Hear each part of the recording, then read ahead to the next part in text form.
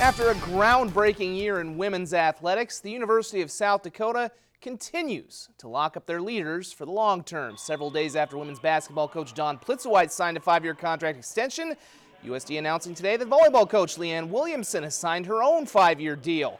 In 5 years, she's gone 97-56, winning a Summit League regular season title, and last year leading USD to a Summit League tournament title and their first ever NCAA tournament appearance in Division I.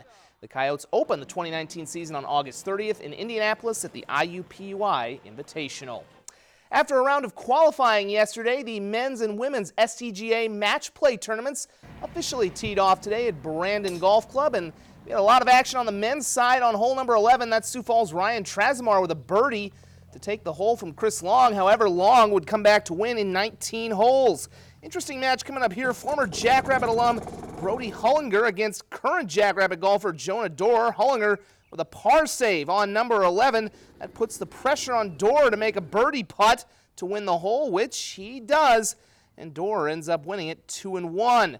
Then we get some unbelievable shots. Tees Brock Murphy. This is his second shot on the par 4 11th hole. And look at the hop this is going to take right there. Nearly goes in. He would come up and tap in for birdie and make the birdie putt. He'd take the lead at that point, but his match is all square right now with Charlie Jacobson. And then right after that, that's Jacob Otta.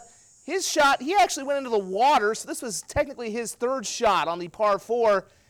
Looked like it was going to have no chance, but it just keeps rolling back toward the green. He would end up making par and take the hole from Brad Jacobson. He wins the match 3-2. Now on the women's opening round, good match between Parkson's Sydney Weber and Sioux Falls' Reese Jansen. That's Weber on 16 with a par save. She'd need 21 holes to defeat Jansen. Then on 18, Aberdeen's Sydney Wireball can win the match with Sioux Falls' Kylie Moran. If she makes par, which she does, she is one up over 18. A lot of golfers still on the course. There was a slight delay due to rain. We'll have more results and let you know who's moving on to tomorrow's action coming up tonight at 10 o'clock.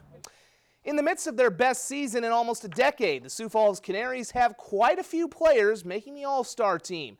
Ale Lago, Mike Hart, Kevin Taylor, and Taylor Hill, the pitcher right there, have been named to the American Association South's Division's All-Star team. Now, Hart is one of the lone holdovers from last year's team. He's hitting .344 with 6 homers and 22 RBI, though he's been hurt the last few games.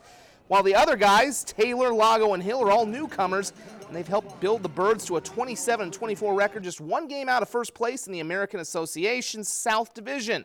They'll look for their 5th straight win tonight as they welcome the Chicago Dogs to the Birdcage on fittingly Bark in the Park night. First pitch is in about half an hour. We'll have highlights at 10. Also have highlights as the Minnesota Twins begin the second half of their season with an enormous 3-game set at second-place Cleveland. Now, just a few weeks ago, the Twins had an 11-game lead on the Indians in the AL Central. However, a 9-10 stretch coupled with a 6-game Indian win streak has Cleveland just 5.5 games out of first.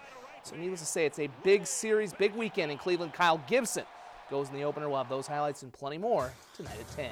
Back in a moment.